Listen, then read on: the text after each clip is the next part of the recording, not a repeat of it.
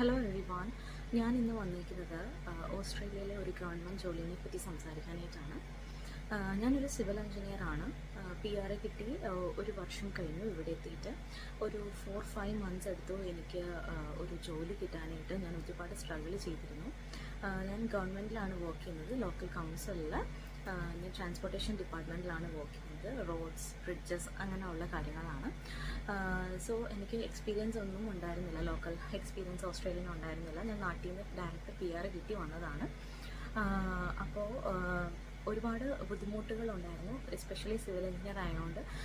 Because ജോലിക്ക് ഒത്തിരി opportunities ഉണ്ടെങ്കിലും നമുക്ക് റോഡ്സിനെ പറ്റിയും ഗൈഡ് ലൈൻസിനെ പറ്റിയും അറിയാത്തത് കൊണ്ട് നമ്മളെ അവർ കൺസിഡർ ചെയ്യുന്നത് ബുദ്ധിമുട്ടായിരുന്നു. സോ ഫസ്റ്റ് ഓഫ് ഓൾ ഞാൻ 2-3 മെയിൻ പോയിന്റ്സ് പറയാം. നമ്മൾ ഏറ്റവും കൂടുതൽ ശ്രദ്ധിക്കേണ്ടത് നമ്മുടെ CV കവറിങ് ലെറ്ററാണ്. നമ്മുടെ CVയിലെ സ്കിൽസ് അവർ